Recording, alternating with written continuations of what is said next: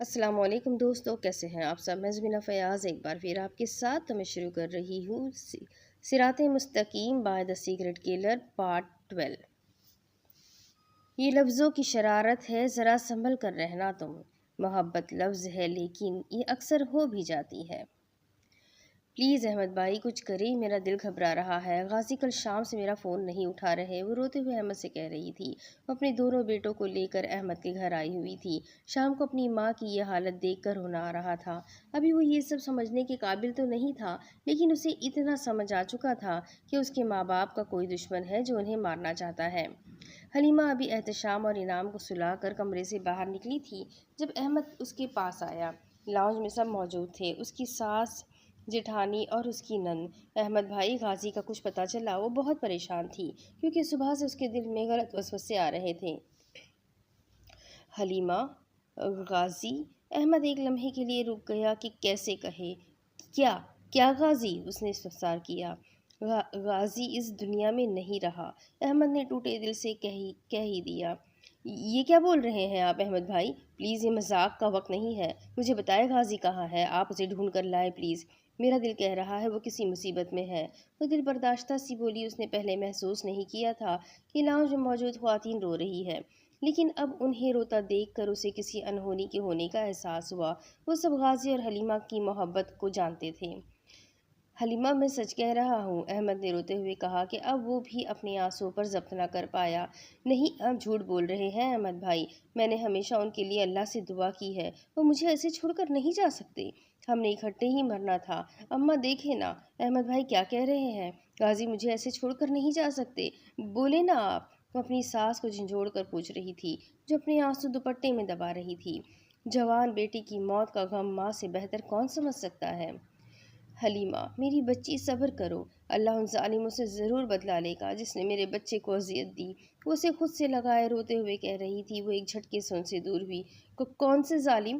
کس نے دی اذیت غازی کو؟ بولے۔ وہ ہراساں نظر سونے دیکھ رہی تھی۔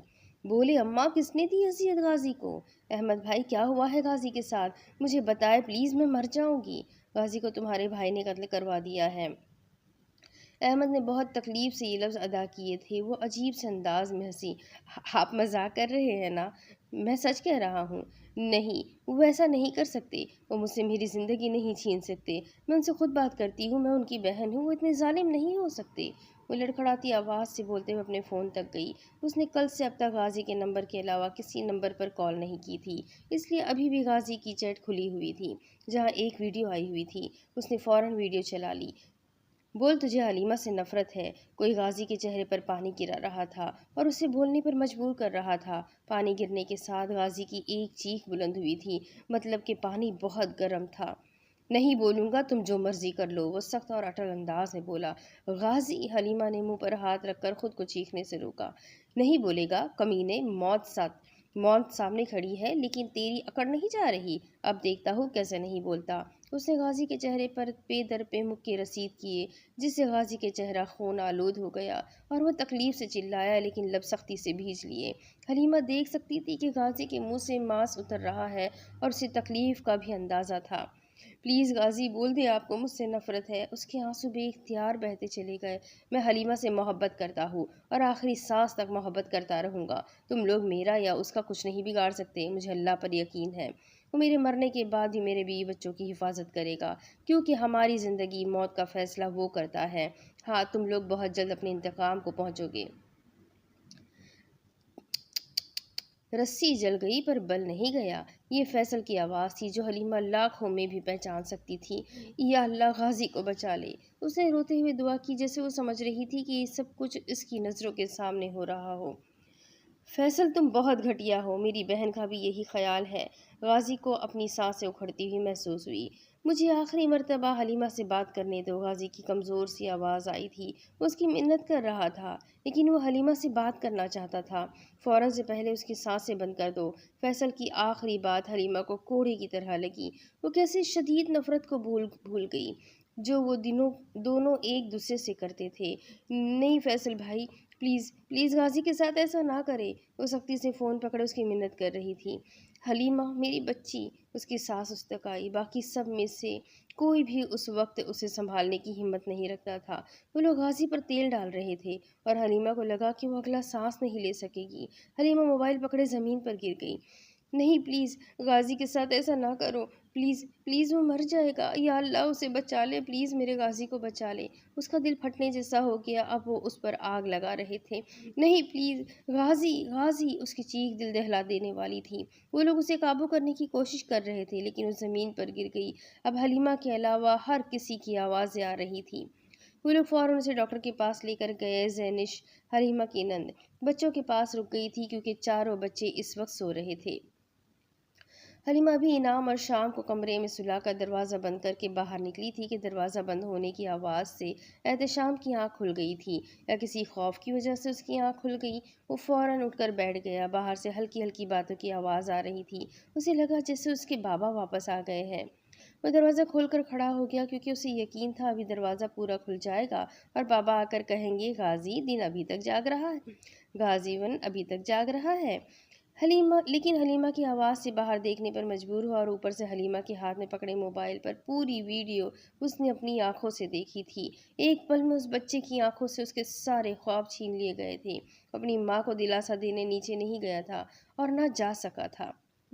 जब उसकी माँ गिरकर बेहोश हो गई थी तब वो भी ज़मीन पर गिर गया था लेकिन वो बेहोश नहीं हुआ था। वो बिल्कुल साकिन था। ज़िंदगी ने सिर्फ 7 साल की उम्र में उसकी दुनिया खाली कर दी थी। वो यतीम हो गया था। आखिर उसके बाप ने ऐसा क्या कसूर किया था कि उसे इतनी दर्दनाक मौत दी गई थी।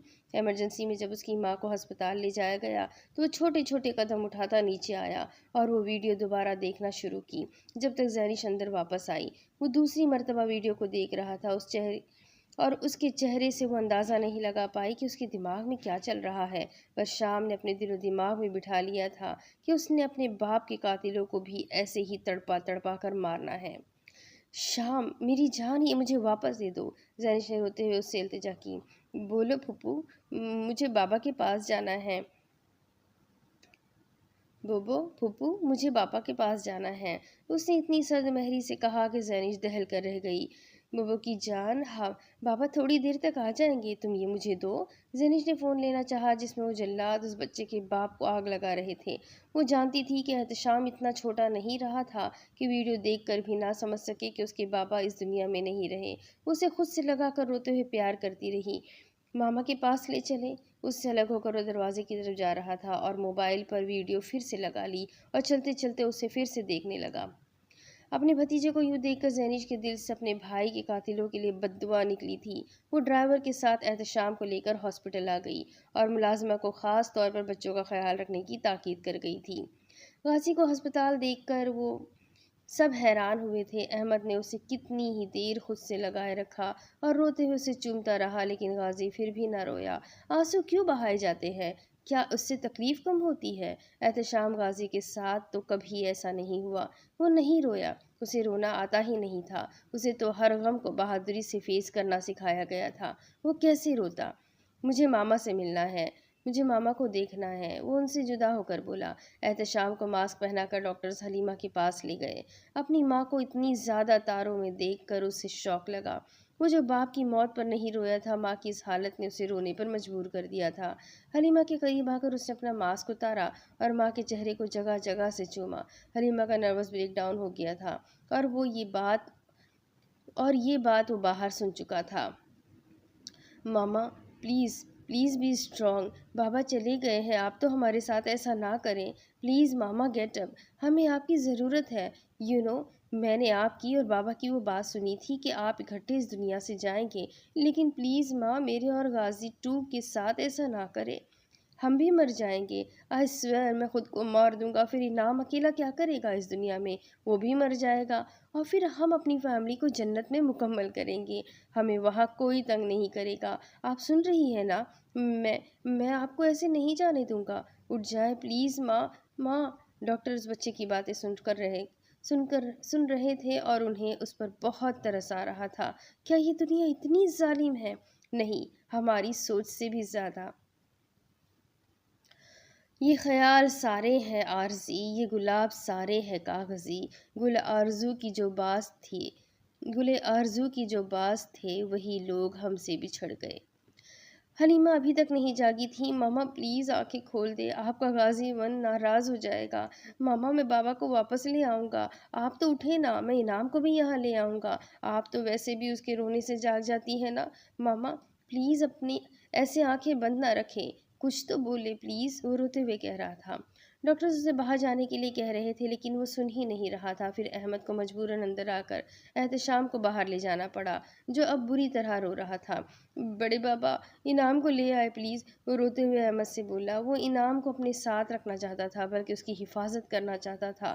سب اس کی حالت سمجھ سکتے تھے، اس لیے بشریٰ اور زینش دوبارہ گھر چلی گئی اور انعام کو لے آئی، لیکن انعام کو لانے کے باوجود حلیمہ ہوش میں نہیں آئی۔ ڈاکٹرز نے بتایا کہ اگلے 24 گھنٹے میں اسے ہوش نہ آیا تو پیشنٹ کوما میں بھی جا سکتی ہے۔ غازی اتنا سمجھتا تھا کہ coma is just like a death in which person can't speak۔ پھر یہ ہوا کہ انعام کے مسلسل رونے اور مسلسل دعاؤں سے وہ جاگ گئی، لیکن اس کی آنکھوں میں ویرانی تھی۔ یوں لگ رہا تھا جیسے وہ سب کو پہچاننے سے انکار کر رہی ہو۔ وہ بالکل خاموش ہو گئی تھی، ہر جذبہ ختم ہو چکا تھا، کیونکہ حلیمہ کا سب کچھ تو سلطان غازی کے ساتھ تھا۔ اگلی رات وہ قدرے بہتر تھی، اس لیے گھر جانا چاہتی تھی۔ احتشام بھی اب بالکل خاموش ہو چکا تھا، بس ماں کا ہاتھ مضبوطی سے تھامے رکھا تھا، جسے یقین دلا رہا ہو وہ ان دونوں کی حفاظت کرے گا۔ انعام حلیمہ کی گود میں ہی تھا۔ وہ 2 سال کا بچہ یہ نہیں جانتا تھا کہ اس کا باپ مر گیا ہے۔ احمد کو ابھی اسلام آباد غازی کے باڈی لینے جانا تھا، کیونکہ فیصل نے اسے آفر دی تھی کہ وہ اپنے بھائی کو دفنانا چاہتا ہے تو اس کی جلی سڑی ہوئی لاش لے جائے۔ اب وہ آگے کا لائحہ عمل طے کر رہا تھا کہ اب اسے غازی کی موت کا بدلہ کیسے لینا ہے، اور احتشام نے ساتھ جانے کی ضد کی۔ وہ اب اس بچے کو انکار نہیں کر سکتے تھے، اس لیے باقی سب کو ڈرائیور کے ساتھ گھر بھیج کر خود شام کو لے کر اسلام آباد کے لیے روانہ ہو گئے۔ ابھی وہ لوگ گھر سے کافی دور تھے کہ ان کی گاڑی کو 4 موٹر سائیکل سواروں نے روکا اور باہر نکلنے کا کہا۔ وہ سب ڈر گئے اور ایسے میں صرف ایک ڈرائیور ہی تھا جو ان سے بات کر کے مسئلہ حل کرنا چاہتا تھا۔ لیکن جب حلیمہ گاڑی سے نکل گئی تو انہوں نے اس پر گولیوں کی بوچھاڑ کر دی اور انعام جو کہ بشریٰ کے پاس تھا اسے چھین کر واپس ہو لیے۔ حلیمہ تو جیسے پہلے ہی یہ چاہتی تھی اور 8 گولیاں لگنے سے وہ موقع پر ہی دم توڑ چکی تھی۔ گولیوں کی آواز سے وہاں کے مکین اپنے اپنے گھروں سے باہر نکلے اور مدد کرنی چاہیے اور حلیمہ کو بروقت ہسپتال پہنچایا، لیکن وہ اب مزید زندہ نہیں تھی۔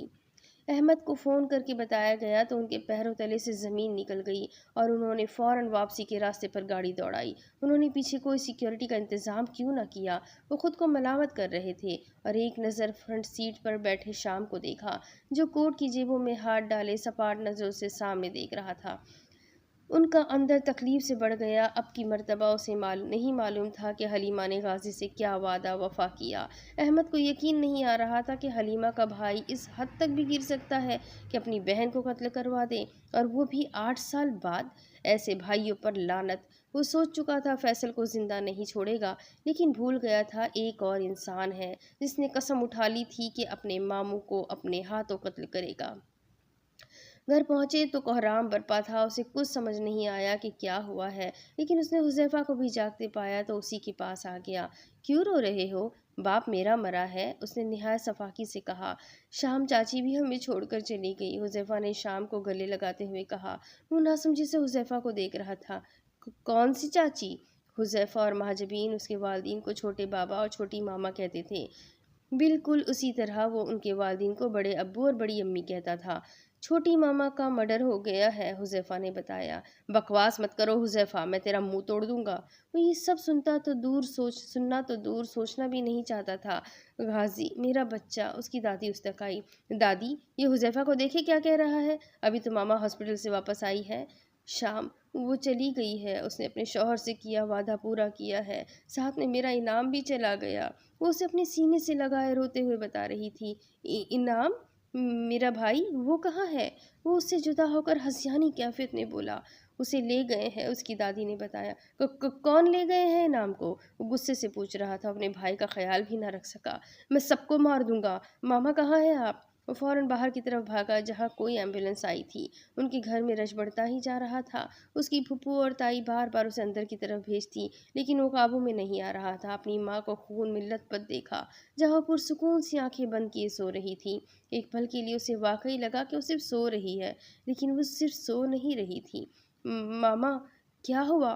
آنکھیں کھولے پلیز، آپ کا غازی ون آپ کو بلا رہا ہے، وہ روتے ہوئے بولا۔ یہ زیادہ تکلیف دہ تھا کہ اس کی ماں بھی مر گئی تھے، اس کی جنت مر گئی ہے، وہ کہاں اپنی جنت تلاش کرے گا؟ غازی وہ مر چکی ہے، پلیز انہیں مزید تکلیف مت دو، زینش نے اسے پیار سے روتے ہوئے بتایا۔ وہ صرف غازی کہہ رہی تھی پر وہ غازی ون تھا۔ کہاں گیا غازی؟ غازی کی محبت، غازی 2 کہاں گئے یہ سب کے سب؟ نہیں، کوئی نہیں مرا، آپ سب بکواس کر رہے ہیں، میرے ماں باپ اور بھائی سب زندہ ہے۔ سنا آپ سب نے؟ زندہ ہے سب۔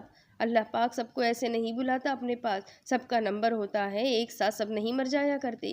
وہ اپنی پھپھو کی باہوں میں بے قابو ہو رہا تھا۔ I will kill myself too، میں خود کو بھی مار دوں گا۔ وہ ماں کے پاس سے اٹھ کر اندر کی طرف بھاگا۔ غازی بیٹا میری بات سنو، زینش روتے ہوئے اس کے پیچھے بھاگی۔ مجھے بھی اپنی فیملی کے پاس جنت میں جانا ہے، ماما بابا اور انعام کے پاس۔ آپ بولو، مجھے کوئی نہیں روکے گا، سب کو مار دوں گا، میں خود کو بھی۔ بولتے بولتے وہ بہت زور کا نیچے گرا تھا۔ وہ 7 سال کا تھا جب سب ختم ہو گیا تھا۔ آخری چہرہ اس کے سامنے اپنی ماں کا ہی آیا تھا جہاں پر ویرانی سی ویرانی تھی۔ اس کی ماں مر گئی تھی، اس کی ماں مر گئی تھی۔ وہ کیا کرتا کہ ان سب کو واپس لے آتا؟ کیا وہ کچھ کر سکتا تھا؟ دکھ ہی ایسا تھا کہ محسن ہوا گمسم، ورنہ غم چھپا کر اسے ہنستے ہوئے اکثر دیکھا۔ شام اپنے بھائی کا خیال رکھنا گومی، آئی پرومس، تم اچھے بچے بنو گے، بالکل اپنے بابا کی طرح بہادر۔ ہمیں فخر ہونا چاہیے کہ یہ سلطان غازی کا بہادر بیٹا احتشام غازی ہے۔ پھر اپنے بھائی کو بھی بہادر بنانا، بالکل اپنے جیسا۔ مجھ سے اور بابا سے جڑے ہر رشتے کی عزت کرنا، عورتوں کی عزت کرنا۔ تمہیں پتہ ہے نا ایک عورت کتنی طاقتور ہوتی ہے، اور تم کبھی کسی عورت پر ہاتھ نہیں اٹھاؤ گے۔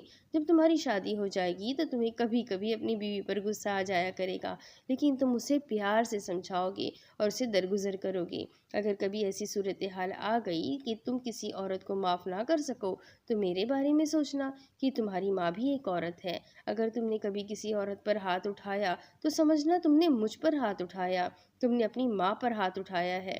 مجھ سے وعدہ کرو لائف میں کبھی بھی مایوس نہیں ہوگے، حالات کیسے ہی کیوں نہ ہو۔ تم نے صرف اللہ پاک سے مدد مانگنی ہے، تم نے سخت جان بننا ہے، بالکل اپنے بابا کی طرح۔ غازی ون ہر زمین کا سروائیول ہونا چاہیے۔ میری جان اپنے بھائی کا بہت سارا خیال رکھنا اور ماما بابا کے لیے ہمیشہ دعا کرتے رہنا۔ ہم بھی تم لوگوں کے لیے ہمیشہ دعا کریں گے اور تم لوگوں کو خوش دیکھنا چاہیں گے۔ حلیمہ پیار سے احتشام کے بالوں میں انگلیاں پھیرتے ہوئے اسے سمجھا رہی تھی، کیونکہ وہ اسے بہت چھوٹی عمر سے بہت سی باتیں بتانے لگی تھی، یہاں تک کہ وہ اسے بتا چکی تھی کہ وہ گھر سے بھاگی بھی تھی۔ احتشام کا دل کبھی حلیمہ کی طرف سے میلا نہیں ہوا تھا، کیونکہ وہ بہت چھوٹی عمر سے اس کے دل میں محبت کا پودا لگایا گیا تھا۔ وہ اپنی ماں سے بہت محبت کرتا تھا اور یہ حلیمہ کی موت تھی جس نے اسے توڑ دیا تھا۔ وہ اپنی ماں کا رازدار تھا، وہ اپنی ماں سے عقیدت رکھتا تھا، لیکن سب غلط ہو گیا تھا۔ مجھے ایسا کیوں لگ رہا ہے کہ آپ لوگ ہمیں چھوڑ کر جانا چاہتے ہیں، شام نے مسکرا کر کہا۔ نہیں میری جان، ایسا کبھی نہیں ہوگا، اور اگر ایسا ہو گیا تو اسے اللہ تعالیٰ کا فیصلہ مان لینا، اور پھر بھی ہم سے ناراض مت ہونا، کیونکہ ہم سب نے یہ دنیا چھوڑنی ہے، ہمیں جنت میں تو ملنا ہے، اور ہم کتنے خوش قسمت ہوں گے اگر تم لوگ ہماری مغفرت کی دعا کیا کرو گے۔ ہمیں تم لوگوں کی دعاؤں کی ضرورت ہوا کرے گی، تم دعا کرو گے نا ہمارے لیے؟ آف کورس ماما، آپ دونوں ہی تو میرے لیے سب کچھ ہے، اور غازی 2 بھی، وہ مسکرایا۔ ہم سے ناراض بھی نہیں ہوں گے؟ نو ماما، میں آپ لوگوں سے کبھی ناراض نہیں ہو سکتا۔ You are the best parents in the world, آپ دنیا کے سب سے بہترین والدین ہیں۔ وہ پیار سے اپنی ماں کے ہاتھ چومتے ہوئے بولا تھا، لیکن کہیں اندر ڈر بھی بیٹھ گیا تھا کہ وہ اس کے والدین نے اسے چھوڑ دیا تو وہ کیسے زندہ رہے گا۔ دیکھو تو لٹل غازی ہماری باتیں سن کر کس طرح مسکرا رہا ہے۔ حلیمہ نے آسودہ سی مسکراہٹ کے ساتھ اپنے دوسرے بیٹے کو دیکھتے ہوئے کہا، جس کے نین نقش بالکل اس کے باپ جیسے تھے۔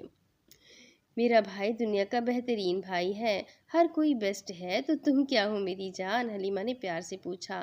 میں وہ مقدس انسان ہوں جس کے پاس سب کچھ بہترین ہے، وہ پیار سے جتا کر بولا تو حلیمہ کھلکھلائی۔ اور اللہ کا شکر ہے جس نے آپ کو بہترین نعمتوں سے نوازا۔ اس نے پیار سے احتشام کو کہا، ماما ایسے ہی ہنستی رہا کرے۔ اس نے اٹھ کر حلیمہ کے دونوں گال چومے۔ حلیمہ ہنستی چلی گئی، یہاں تک کہ وہ احتشام کو دیکھتے ہوئے رونے لگی اور اسے خود سے لگا لیا۔ شام، ماما لوز یو، روئیے مت ماما، اللہ سب ٹھیک کر دیں گے۔ اس نے ماں کے آنسو صاف کیے۔ انشاءاللہ، حلیمہ نے مسکرا کر کہا۔ ایک جھٹکے سے شام کی آنکھ کھلی تھی۔ وہ اپنے کمرے میں ہی تھا، لیکن وہاں نہ اس کی ماں تھی اور نہ ہی اس کا بیسٹ بردر۔ یہ اس کی حلیمہ کے ساتھ آخری گفتگو تھی جو وہ سونے سے پہلے کر چکا تھا، لیکن اس وقت وہ سب کہاں ہے؟ وہ اٹھا اور باہر کی طرف بھاگا۔ ہر حالت میں ان سے بچے کا پوچھو، نہیں بتاتے تو جان لے لو یا ان کی بیوی بچوں کی دھمکیاں دو، لیکن اگلے 2 گھنٹوں میں مجھے انعام کا پتہ بتاؤ، میں انہیں زندہ نہیں چھوڑوں گا۔ بڑے بابا کی آواز آئی تو وہ ان تک آیا۔ بابا کدھر ہے؟ سلیمان احمد فون بند کر کے اس کی طرف متوجہ ہوئے۔ غازی تم جاگ گئے، اللہ کا شکر ہے، وہ اس کے پاس آ کر پیار سے بولے۔ اس نے خالی نظروں سے انہیں دیکھا۔ انعام، بابا، ماما کدھر ہے سب؟ اپنے سوال کا جواب نہ پا کر وہ گھر کے ایک ایک کونے کو دیکھنے لگا، جسے ابھی کہیں سے اس کے بابا آ جائیں گے اور انعام انہیں دیکھ کر رونا شروع کر دے گا۔ حلیمہ اور غازی لڑ پڑیں گے کہ انعام کو میں چپ کرواؤں گا، کیونکہ انعام روتا ہی نہیں تھا، جب روتا تھا تو صرف غازی کو دیکھ کر۔ غازی میرا بچہ، ادھر میرے پاس آؤ، اسے پیار سے پچکارتے ہوئے بولے۔ وہ چند لمحے سب کچھ دیکھتا رہا، کچھ سوچتا رہا۔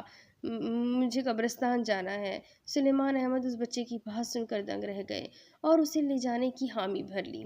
غازی کچھ کھا لو، احمد نے کہا، جس پر اس نے نفی میں سر ہلایا۔ وہ واحد غازی رہ گیا تھا، ہاں وہ غازی ہی رہ گیا تھا۔ وہ اب بالکل خاموش ہو چکا تھا۔ آج حلیمہ اور غازی کو مرے ہوئے 1 ہفتہ ہو چکا تھا، لیکن احتشام غازی کو چپ ہی لگ گئی تھی اور وہ اس قدر دکھی تھا کہ خودکشی کر کے جنت میں اپنی فیملی کے پاس جانا چاہتا تھا، بالکل حلیمہ کی طرح جب وہ خودکشی سے فرار چاہتی تھی۔ یوں ہی بے سبب نہ پھرا کرو، کوئی شام گھر میں رکا کرو، وہ غزل کی سچی کتاب ہے، اسے چپ کے پڑھا کرو۔ معظم بیٹا جاؤ، غازی کو جگاؤ، سب کے ساتھ ناشتہ آ کر لے، بشرا نے معظم سے کہا اور اس نے لا تعلقی سے ایسے دیکھا جیسے کسی غازی کو نہ جانتی ہو۔ اب تو معظم کی جوتی بھی اس کمرے میں نہیں جائے گی، وہ تلخی سے سوچ کر رہ گئی۔ امی سونے دے، جب ناشتہ کرنا ہوا نیچے آ جائیں گے، وہ سنجیدگی سے بولی۔ آج خلاف معمول وہ بالکل خاموش تھی۔ میں نے سوچا آج اتوار ہے تو سب اکٹھے ناشتہ کر لیں گے۔ معظم نے کوئی جواب نہیں دیا اور اس بات کو اس کے والدین نے محسوس کیا۔ کیا بات ہے معظم، طبیعت ٹھیک ہے؟ بالکل خاموش سی بیٹھی ہو۔ جی ابو، میں بالکل ٹھیک ہوں، اس نے مختصر جواب دیا۔ حذیفہ اور منہا وغیرہ کے عمرے پر جانے کے بعد سے وہ بہت خاموش سی تھی اور سب نے یہی سمجھا تھا کہ یہ خاموشی انہی کے جانے کی وجہ سے ہے۔ در حقیقت یہ ساری خاموشی غازی کے تھپڑ کی وجہ سے تھی جو اس نے اسی رات مارا تھا جب اس کی حقیقت معظم کو پتہ چلی، لیکن ابھی تک معظم نے کسی سے کچھ نہ کہا۔ یونیورسٹی میں دل لگ جاتا ہے میری بیٹی کا؟ انہوں نے پیار سے پوچھا۔ انہیں کچھ غلط لگ رہا تھا۔ چند دن پہلے تک وہ پھر بات کر لیتی تھی، لیکن صبح اسے غازی کے واپس آنے کی خبر کیا ملی؟ وہ ہنسی تک نہیں۔ کہیں انہوں نے غلط تو نہیں کر دیا؟ جی ابو، اب تو عادت ہو گئی ہے، اس نے جواب دیا۔ اگر پڑھائی کا بوجھ ہے تو بے شک چھوڑ دینا، تمہارے پاس ڈگری پہلے ہی موجود ہے۔ انہیں لگا کہ پڑھائی کی وجہ سے وہ ٹینشن میں ہے۔ سردار اب میں نارمل ہوں، آپ فکر نہیں کریں، میں پڑھنا چاہتی ہوں اور پڑھ لوں گی۔ اس نے ناشتہ چھوڑ دیا۔ پھر کیا میں اپنی بیٹی کا ایسا سنجیدہ چہرہ دیکھا کروں گا؟ انہوں نے ہلکے پھلکے انداز میں کہا۔ وہ میری نیند پوری نہیں ہوئی رات کو، شاید اس لیے، اور میں بھائی بھابھی کو مس بھی کر رہی ہوں، ورنہ معظم اور سنجیدہ سوال ہی پیدا نہیں ہوتا۔ وہ زبردستی ہنس کر کہہ رہی تھی، اصل مسئلہ اسے غازی کے واپس آنے سے ہوا تھا۔ وہ کیوں واپس آیا تھا؟ کیا اسے نہیں معلوم کہ اب معظم اس سے نفرت کرتی ہے؟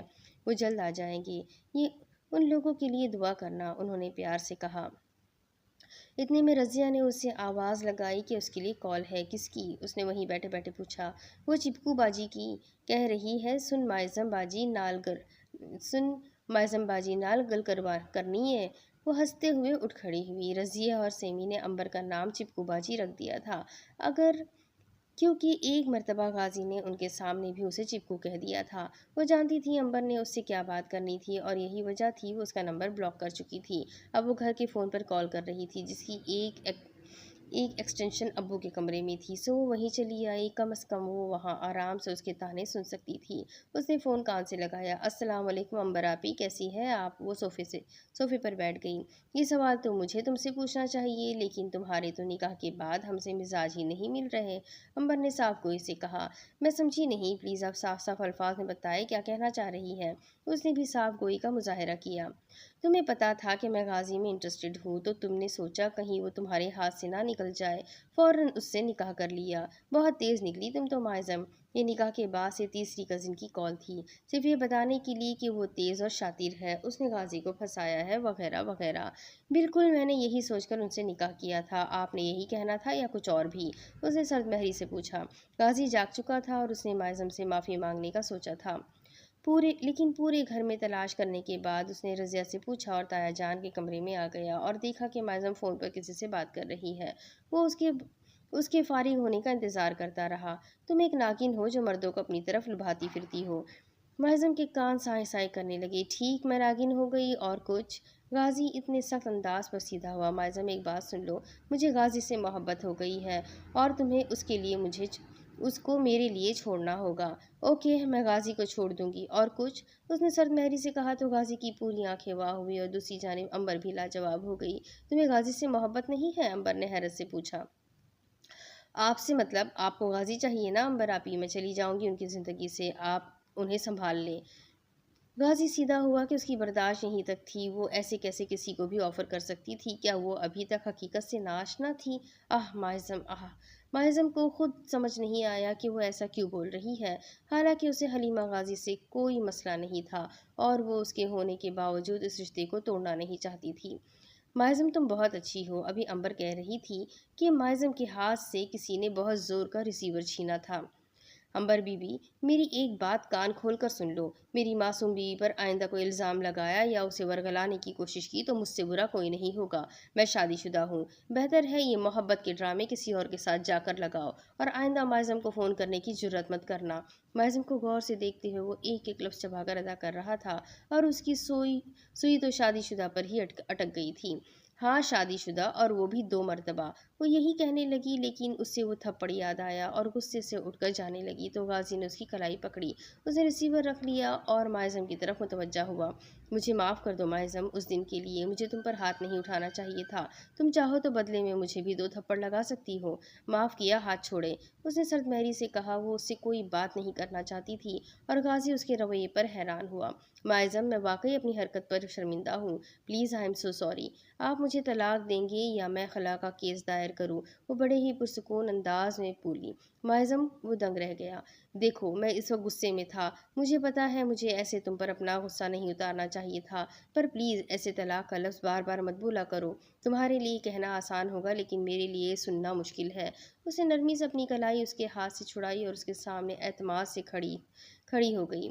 غازی، مجھے بالکل اچھا نہیں لگے گا کہ میں آپ کی اصلیت سب کو بتا دوں۔ ہم خاموشی سے الگ ہو جاتے ہیں اور یہ دونوں فریقین کی رضامندی سے ہوگا تو کوئی ہم پر انگلی نہیں اٹھائے گا۔ آپ کو جلد فیصلہ لینا چاہیے۔ آپ مجھے چھوڑ سکتے ہیں کیونکہ ہمارے درمیان نکاح کے علاوہ کوئی جذباتی رشتہ نہیں ہے کہ ہم ایک دوسرے سے الگ ہونے کا غم برداشت نہیں کر سکتے۔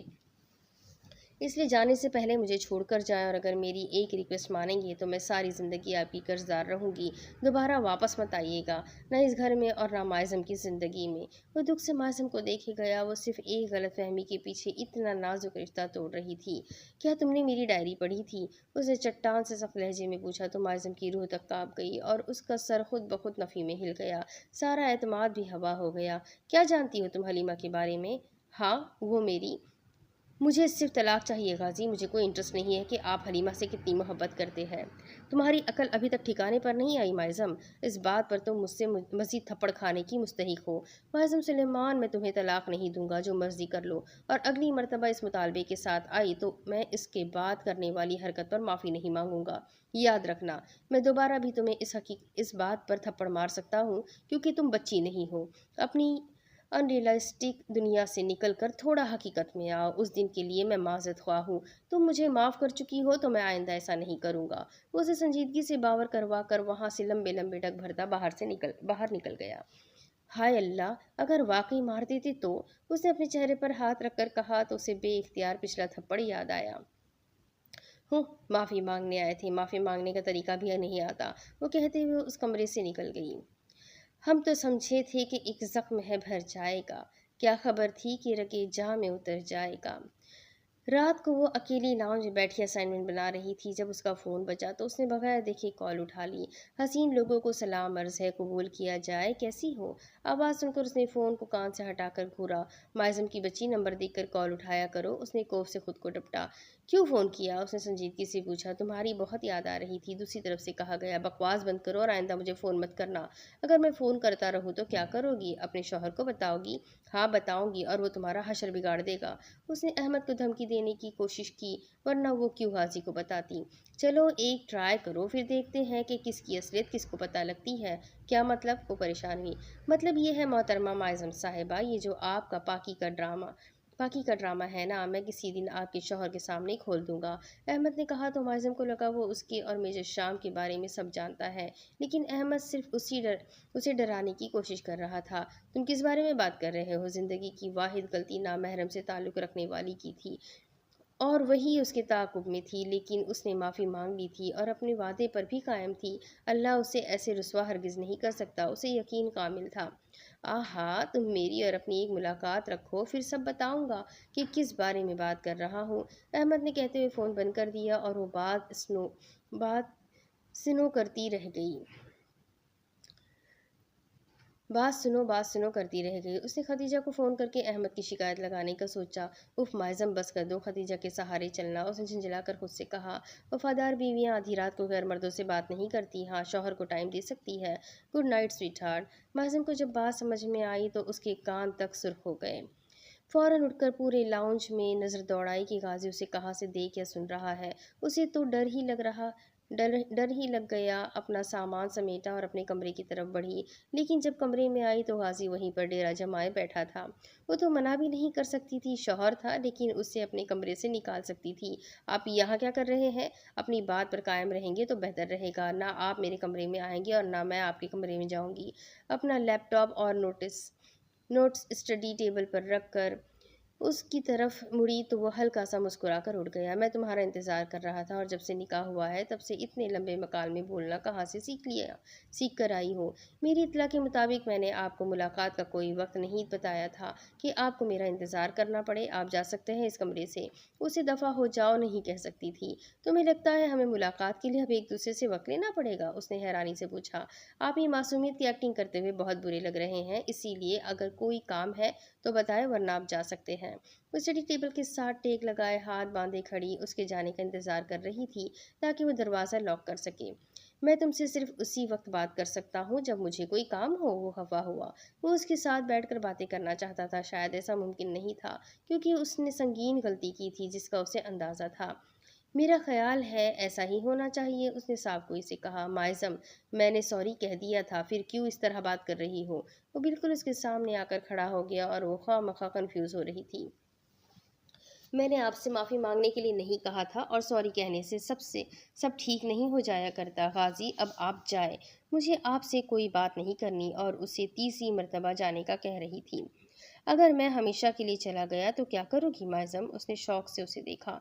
क्या आपने ये रिश्ता मुझे अजियत देने के लिए जोड़ा है? कभी जिस्मानी और कभी नफ्सियाती। समझते क्या है खुद को? गाजी का दिमाग भग से उड़ गया। उसने ऐसा कब कहा? मैं कॉफ़ी पीना चाहता हूँ। गाजी ने सिरे से मौजू ही बदल दिया था। वो इस वक्त लड़ाई नहीं करना चाहता था। उसने हैरत से पहले गाजी को देखा और फिर घड़ी की तरफ नज़र दौड़ाई। रात के 1:30 बज रहा था। ये कोई वक्त था कॉफ़ी पीने का? इस वक्त? उसने हैरानी से पूछा। हाँ, वो भी 2 कप अभी, और तुम्हारे हाथ की। माहिम ने एक बेबस सी नज़र स्टडी टेबल पर डाली जहाँ नोट्स की पेजेस खुले पड़े थे और बंद लैपटॉप पड़ा उसे बुला रहा था। गाजी ने भी उसकी नज़रों के ताक़ुब में देखा। अब मुश्किल अपनी हंसी रोकी। यूनिवर्सिटी लाइफ, निकाह ना हो गया, अजाब हो गया। वो नागवारी से पैर पटकती बाहर चली गई। गाजी स्टडी टेबल तक आया, उसके नोट्स और लैपटॉप उठाकर अपने कमरे की तरफ चला गया जहाँ अरसलान मौजूद था और गाजी का कोई दोस्त घर पर है, माहिम को पता नहीं था। کافی بھی اس وقت صرف بھٹی صاحب ہی پینا چاہتے تھے۔ اس نے پورے 5 منٹ میں کافی بنائی اور اپنے کمرے میں واپس آ گئی، لیکن غازی اس کے کمرے میں نہیں تھا۔ یا اللہ، میں انہیں قتل کر دوں گی، وہ بڑبڑاتی ہوئی باہر نکلی۔ شاید اپنے کمرے میں چلا گیا ہو، لیکن اس کے کمرے کے باہر مائزم کے قدم رک گئے۔ وہ اس کمرے میں واپس نہیں جانا چاہتی تھی۔ کافی پینی ہوئی تو خود ہی آ جائیں گے۔ وہ واپس اپنے کمرے میں آ گئی اور کافی ٹیبل پر رکھی۔ اسٹڈی ٹیبل کی طرف گئی تو وہاں اس کا لیپ ٹاپ اور نوٹس وغیرہ کچھ بھی نہیں تھا۔ اف، اب یہ سب کہاں لے گئے؟ وہ پھر اٹھ کھڑی ہوئی۔ اتنی محنت سے اس نے کام شروع کیا تھا اور ابھی اس کا اسائنمنٹ بمشکل فجر تک ختم ہونا تھا اور اس کے پاس ضائع کرنے کے لیے 1 منٹ بھی نہیں تھا۔ وہ اس کے کمرے میں چلی آئی، لیکن حیران رہ گئی۔ وہاں اس کا دوست بیٹھا ہوا تھا اور لیپ ٹاپ کھولے اسائنمنٹ ٹائپ کر رہا تھا۔ مائزم کو سمجھ ہی نہ آیا کہ کیا کرے، لیکن وہ غازی کے دوست کو غور سے دیکھنے لگی جیسے کہیں دیکھا ہو۔ آپ؟ اسے کوئی نام، کوئی حوالہ یاد نہیں آیا۔ کیا وہ غازی کے سامنے کہہ دے کہ آپ وہی ہے جس نے مجھے اغوا کیا تھا؟ غازی چاہتا تھا وہ یہ بات کہے، لیکن مائزم نے نہیں کہا۔ غازی، میری اسائنمنٹ۔ غازی نے اس کو دیکھا اور اسے باہر چلنے کا اشارہ کرتے ہوئے خود بھی اس کے پیچھے باہر آ گیا۔ تمہاری بات لمبی ہے، مثالیں ہیں، دلیلیں ہیں، ہماری بات چھوٹی ہے، ہمیں تم سے محبت ہے۔ وہ باہر آ کر کھڑی ہو گئی اور غازی اس کا ہاتھ تھامے کمرے میں لے آیا۔ میری کافی؟ غازی نے پوچھا۔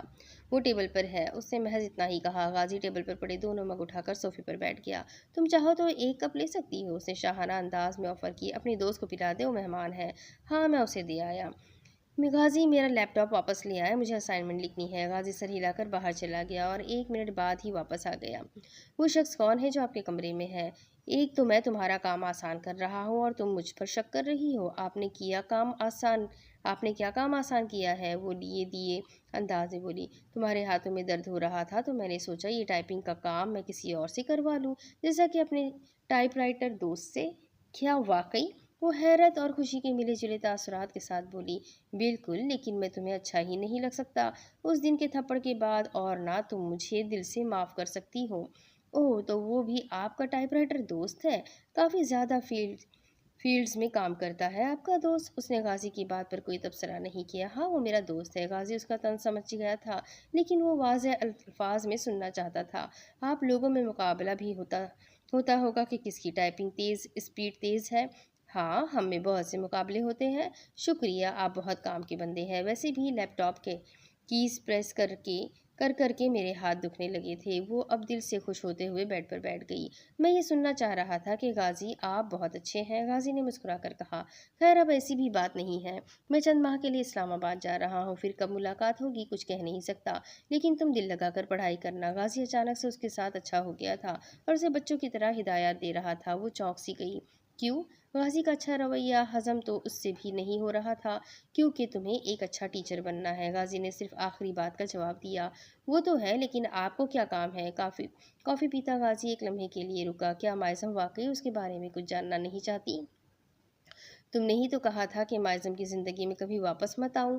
مائزم کی مسکراہٹ سمٹی۔ آپ کو مجھ پر ہاتھ نہیں اٹھانا چاہیے تھا غازی۔ مجھے نفرت ہے ایسے مردوں سے، ڈر لگتا ہے۔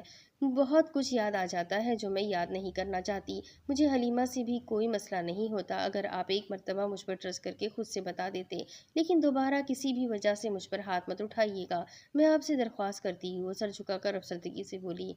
I am sorry مائزم۔ اسلام آباد کیوں جا رہے ہیں؟ اس کا گلا رن گیا تھا۔ مجھے کچھ گڑھے مردے اکھاڑنے ہیں۔ اس بات کا کیا مطلب؟ اس نے ناسمجھی سے پوچھا۔ تم اپنے چھوٹے سے دماغ پر زور مت ڈالو اور اپنا خیال رکھنا۔ وہ صوفے پر بیٹھے غازی کو دیکھتے ہوئے ویسے ہی اداس ہو گئی۔ تم چاہو تو تمہاری ساری اسائنمنٹ کے لیے کسی کی ذمہ داری لگا سکتا ہوں، غازی نے اس کے چہرے کے اتار چڑھاؤ دیکھنے کے بعد کہا۔ جی نہیں، میں خود کر سکتی ہوں۔ وہ کیوں؟ غازی کا احسان لیتی۔ میں حلیمہ غازی کے بارے میں تم سے بات کرنا چاہ رہا تھا۔ مائزم نے اسے غور سے دیکھا، لیکن میں کچھ نہیں سننا چاہتی۔ اسے سمجھ نہیں آیا کہ وہ کس طرح کا رد عمل ظاہر کرے۔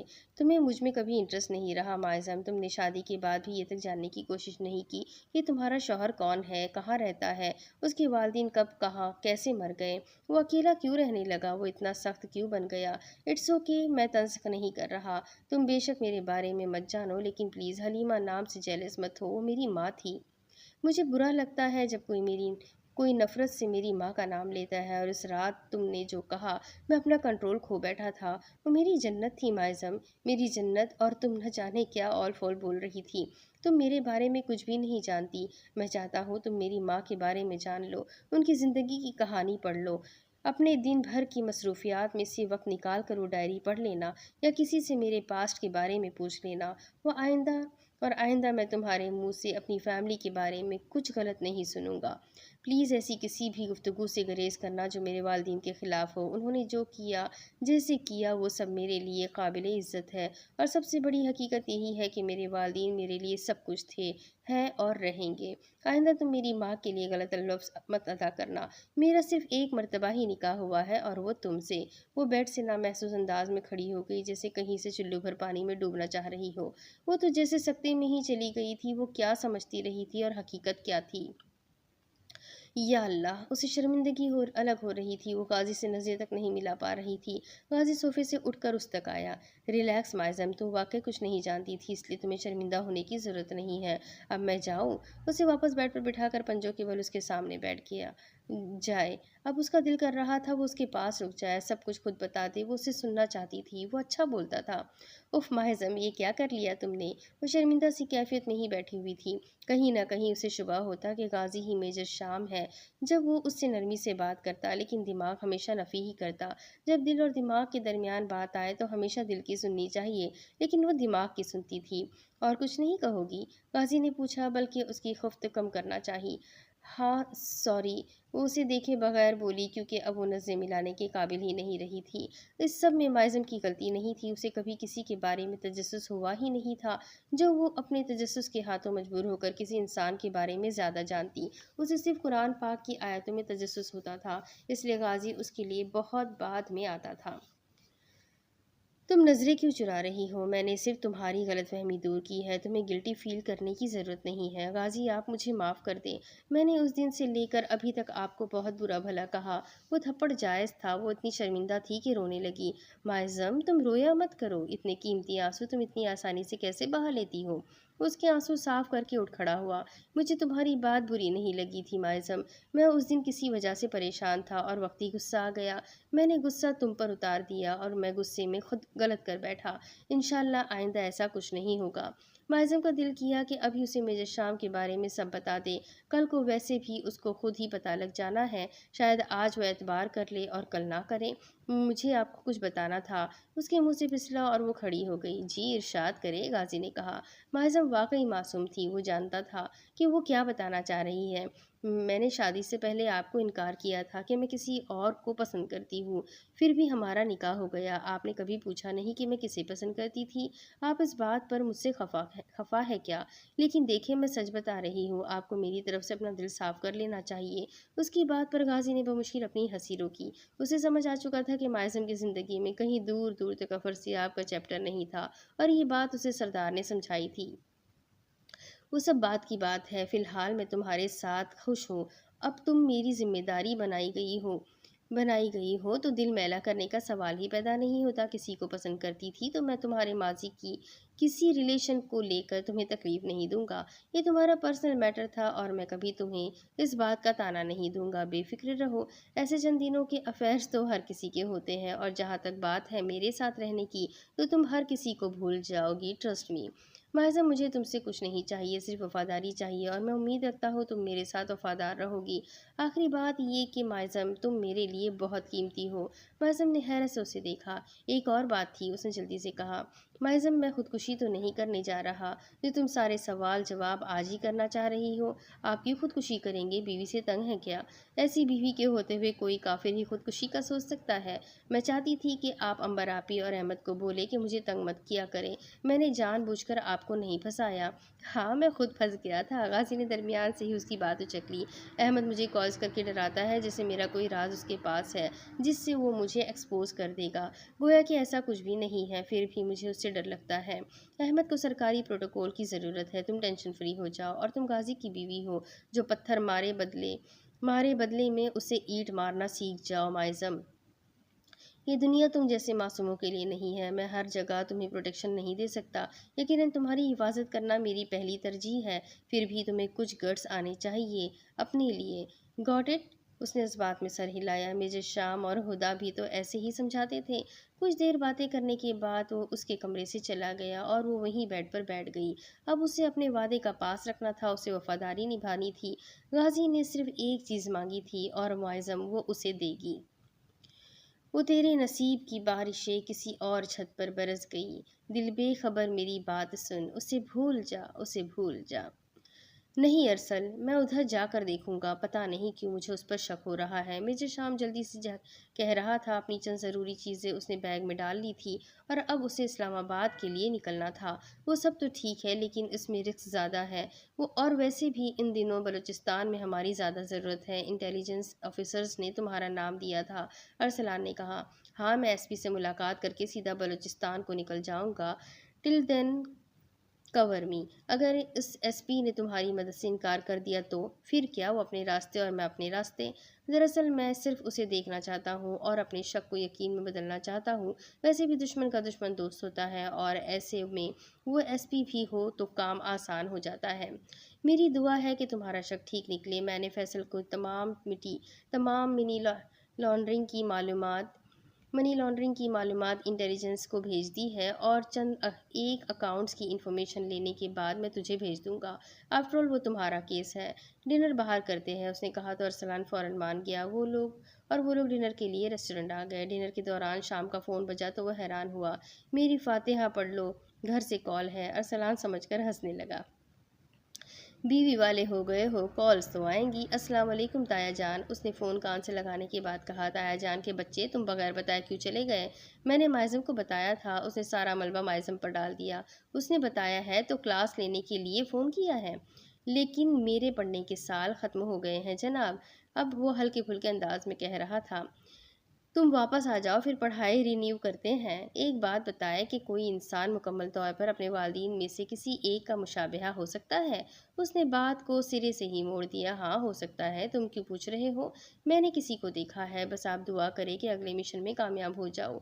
उसने अब संजीदगी से कहा। अल्लाह तुम्हें हर मैदान में कामयाब करे बच्चे, और अपने हिफ्ज़ अमान में रखे। अपने अब्बू की दुआएं सुनकर वो जो ये समझ बैठी थी कि गाजी की क्लास लगवाएंगी, सारे अरमानों पर पानी फिरता देखकर उठ खड़ी हुई। आमीन। बलूचिस्तान वाला मामला अभी मैं अरसल और अहमद यार पर डाल रहा हूँ। उम्मीद है उनका ऑपरेशन कामयाब रहेगा, उसने कहा। मुझे यकीन है मेजर, लेकिन ऐसी बातें फ़ोन पर करने से मैंने तुम्हें मना किया हुआ है, उसके ताया ने कहा। फ़ोन पर ऐसी ही बातें होती हैं। अब मैं आपसे कोई रोमांटिक गुफ्तगू तो करने से रहा, बस अपना प्लान बताना चाहता था, उसने कहा। जाहिर है शादी माइज़म से हुई है तो रोमांटिक गुफ्तगू भी उसी से करोगे। हमें तो तुम भूल गए। अपना प्लान अपने पास रखो और ज़्यादा लोगों से डिस्कस मत किया करो। मेजर शाम हंस पड़ा और वही तो थे उसकी गजाला। जिस तरह उन्होंने मेजर शाम को संभाला हुआ था और पल पल उसका ख्याल रखते थे, मेजर अरसलान ने उन्हें उसकी बीवी बनाया हुआ था। सुलेमान अहमद ही मेजर शाम के उस्ताद, रहनुमा और वालिद थे। सबसे बढ़कर वो शाम की गजाला थे, जो माज़म को अगवा सुलेमान अहमद के कहने पर ही किया गया था। वालदीन की मौत और भाई की जुदाई के बाद वो बिल्कुल अकेला हो गया था। वो जिस स्कूल का ब्राइट स्टूडेंट हुआ करता था, उसने स्कूल जाना छोड़ दिया। इनाम के बारे में पता चल गया था। उन्होंने उसे मारने की बजाय दरियाए नीलम में बहा दिया था। और फिर सर्च ऑपरेशन के बावजूद बच्चे की लाश भी नहीं मिली थी। एकदम से दुनिया का वीरान हो जाना, जिंदगी खाली खाली सी लगना और फिर ना ख़त्म होने वाले गम का दर्द। कोई एहतशाम गाजी से पूछता। वो सब कुछ छोड़ छाड़ कर गांव दादी के पास आ गया था। ज़िंदगी बिल्कुल खाली हो गई थी। फिर दादी ने उसे मरे हुए वालिदैन के वास्ते दिए और पढ़ देकर पढ़ ले, लेकिन वो ना माना। खुद को मारने की कोशिश करता तो सुलेमान अहमद उससे बहुत सख्ती से पेश आते। कई मरतबा वो मार भी खा चुका था। चंद सालों तक वो इतना बड़ा हो चुका था कि हर चीज़ की समझ बूझ आ गई। सुलेमान अहमद से एक वादा लेकर वो खामोशी से इस्लामाबाद हॉस्टल में रहने चला गया। वहाँ उसने एफएससी की और वहीं से फ़ौज ज्वाइन की और उसकी मुलाकात अरसलान से हुई और वो 18 सालों में हुज़ैफ़ा के बाद उसका वाहिद दोस्त बना हुआ था। क्योंकि उसे दोस्त बनाना पसंद नहीं थे, बल्कि उसे किसी से बात तक करना पसंद नहीं था। हुज़ैफ़ा से मिले भी अरसा हो गया था। ज़िंदगी फ़ौज के साथ चलने लगी। उसे वहाँ रहना पसंद नहीं था, लेकिन वो वहीं रहा। फ़ौज में आने के बाद वो डिसिप्लिन हो गया और किसी हद तक गुस्सा कम करके वो बात भी कर लिया करता था। ये इन दिनों की बात है जब आर्मी में उनका बीज जूनियर था। ان کا بیچ جونیئر تھا۔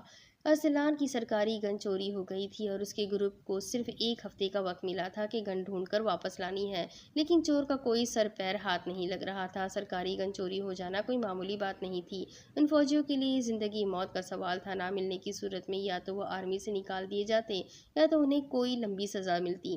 اس پریشانی میں انہوں نے 1 ہفتہ گزار لیا، لیکن ارسلان کی گن نہ ملنی تھی اور نہ ملی۔ احتشام کو زندگی میں پہلی دفعہ کچھ کھونے کا ڈر لگا تھا۔